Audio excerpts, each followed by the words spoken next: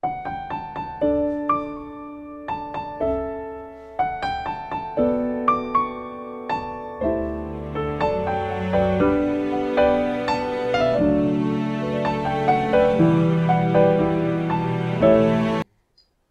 berjumpa lagi Bapak Ibu Saudara yang sangat dikasihi Tuhan. Bagaimana kabarnya? Tentu saya berharap kita semua dalam kondisi baik-baik saja. Tapi terutama kita semua berada di dalam penyertaan dan berkat Tuhan bagaimanapun situasinya. Nah Bapak Ibu Saudara, marilah kita berdoa. Bapa di surga, terima kasih untuk kasih setia Tuhan dalam hidup kami. Terima kasih untuk iman yang Tuhan anugerahkan kepada kami. Dan iman itu memberikan kekuatan kepada kami menghadapi segala permasalahan, pergumulan, kesulitan, bahkan penderitaan hidup kami. Bapa, terima kasih untuk renungan-renungan harian, untuk pembacaan-pembacaan firman Tuhan dari hari ke hari yang semakin menguatkan iman kami, yang menjadi bekal bagi kami untuk menjalani tujuan-tujuan Tuhan dalam hidup kami dengan berbagai permasalahan yang ada. Kembali kami akan membaca dan merenungkan firman-Mu. Kami mohon pertolongan Roh Tuhan. Terima kasih, dalam nama Tuhan Yesus kami berdoa. Amin. Bapak Ibu, saya mengajak kita untuk membaca satu saja dari 1 Korintus pasal 1 ayat 21. Sebab karena dunia dalam hikmat Allah tidak mengenal Allah oleh hikmat, Allah berkenan menyelamatkan mereka yang percaya oleh kebodohan pemberitaan Injil. Menarik ya Bapak Ibu, Allah berkenan ya menyelamatkan mereka yang percaya oleh kebodohan pemberitaan Injil. Demikian jauh pembacaan firman Tuhan. Yang berbahagia adalah setiap kita mendengarkan firman Tuhan dan melakukannya di dalam kehidupan kita setiap hari. Nah Bapak Ibu, ayat ini berbicara tentang hubungan otak dan hati. Dan kalau bicara tentang hubungan otak dan hati, rasanya kurang mantap kalau kita tidak melihat kembali ke belakang ke dalam kehidupan seorang yang hebat sekali, seorang ilmuwan di dunia yang hasil-hasil penemuannya itu sangat mempengaruhi kehidupan di dunia ini. Siapa dia? Yaitu Blaise Pascal. Bapak Ibu, Blaise Pascal merupakan orang yang unik, anak yang unik, manusia yang hebat. Pada usia 12 tahun, ia sudah menguasai semua dalil matematika dan fisika. 12 tahun Bapak Ibu. Pada usia 16 tahun, ia menemukan dalil-dalil baru yang hingga hari ini sangat bermanfaat untuk berbagai ilmu, mulai dari kedokteran sampai astronautika. Pada usia 18 tahun, ia sakit keras Bapak Ibu. Pada usia 19 tahun, ia menjadi orang pertama yang menemukan sistem kalkulator digital. Nah, pada usia 21 tahun, ia menemukan barometer, pompa hidrolik, dan alat suntik. Pada usia 24 tahun, ia mencari pegangan iman. Dan pada usia 35 tahun, ia lumpuh Bapak Ibu. Umurnya tidak terlalu panjang, pada usia 39 tahun, ia meninggal dunia. Bapak Ibu, sepanjang hidup Pascal yang unik ini, ia terus gelisah. Ia gelisah menghadapi misteri matematika dan misteri fisika. Lalu kemudian ia mencari misteri itu, dan ia menemukan. Namun tidak itu saja, kegelisahannya tidak berhenti. Ia juga gelisah menghadapi misteri iman. Nah, sebab itu ia juga mencari dan ia menemukan misteri iman tersebut. Bapak Ibu yang sangat dikasihi Tuhan Yesus Kristus, di dalam pergumulan pencarian ziarah imannya, Pascal itu mempertanyakan, apa sebenarnya tujuan hidup? Nah, apa tujuan hidup manusia itu? Apakah tujuan hidup manusia itu adalah mencari Allah? Nah, Bapak Ibu Saudara, Pascal memikirkan begini dan berpendapat begini.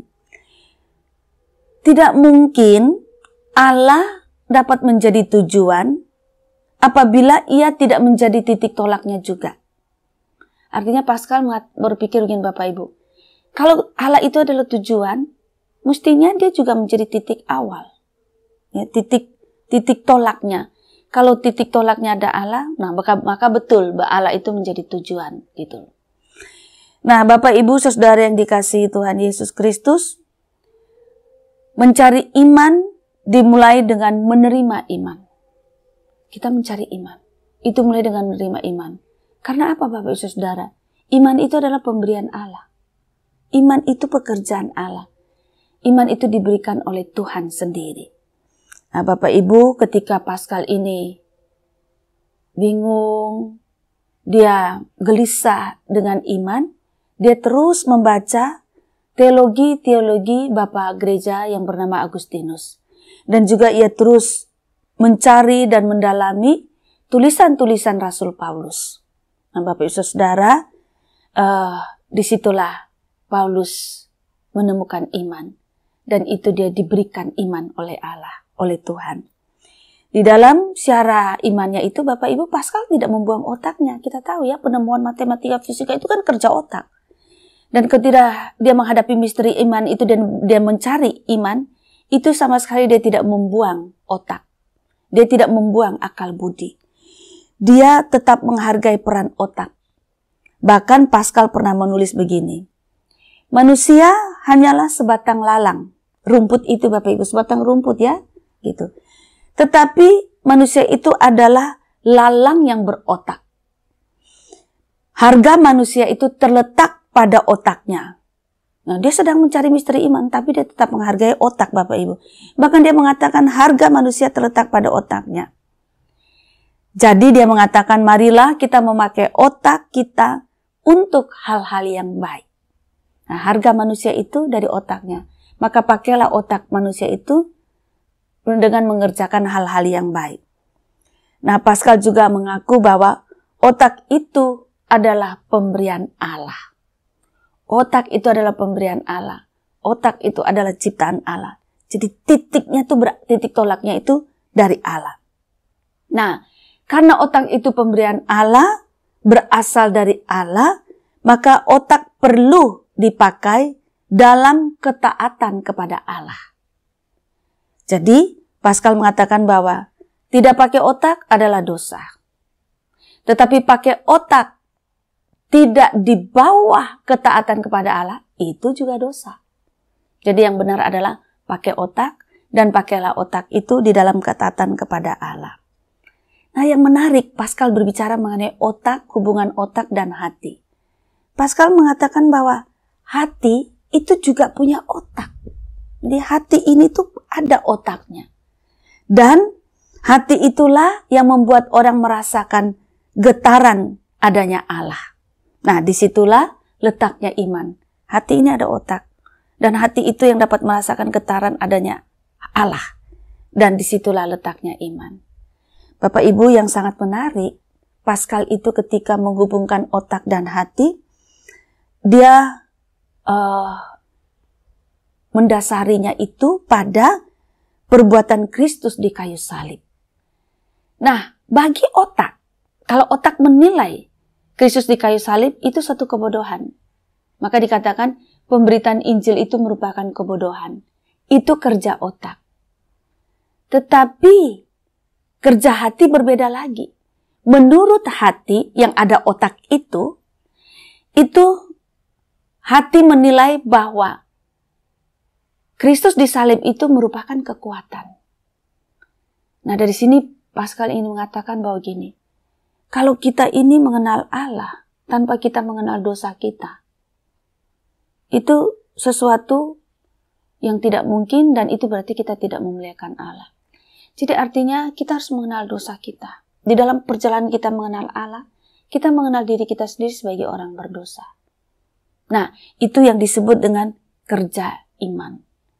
Nah, sehingga Pascal mengatakan, oke, pemberitaan Injil tentang salib bagi otak adalah suatu kebodohan, tetapi bagi hati, pemberitaan Injil mengenai salib Kristus itu adalah kekuatan. Nah, ini adalah hubungan kerja otak dan kerja hati. Nah, otak pemberian Tuhan harus dipakai dalam ketaatan, hati juga pemberian Tuhan, dan hati itu punya otak, dan hati juga dapat menilai. Iman muncul dari hati yang memiliki otak itu. Maka tidak heran, sekalipun Pascal memiliki otak yang begitu ilmiah, yang begitu kerja dengan akal sehat, tetapi dia punya iman yang kuat kepada Allah. Iman yang kuat kepada Kristus. Mempercayai bahwa salib Kristus itulah yang menyelamatkan. Kita sebagaimanapun kita pintar, tetapi kita adalah orang berdosa. Salib itulah yang menyelamatkan. Itulah kekuatan iman. Itulah kekuatan hati. Kiranya Bapak Ibu, kita terus memakai akal budi kita, otak yang Tuhan berikan kepada kita, tetapi juga hati yang kuat untuk berpaut kepada Tuhan. Tuhan menolong kita semua. Amin. Mari kita berdoa. Bapa di surga,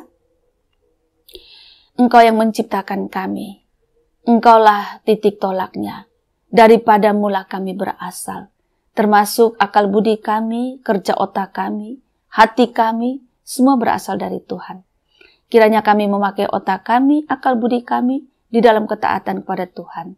Tapi bersamaan dengan itu, hati kami pun berbicara kuat tentang Tuhan, dan Engkau berikan iman kepada kami untuk sungguh berpaut kepada Tuhan. Sehingga di dalam perjalanan hidup kami dengan segala situasinya, kami punya kekuatan otak, akal budi yang dapat kami pakai, tetapi bersamaan dengan itu kami punya iman yang kuat kepada Tuhan. Dan itu menjadi sumber kekuatan di dalam kami menghadapi dan berjuang dalam kehidupan kami. Terima kasih, dalam nama Tuhan Yesus kami berdoa. Amin.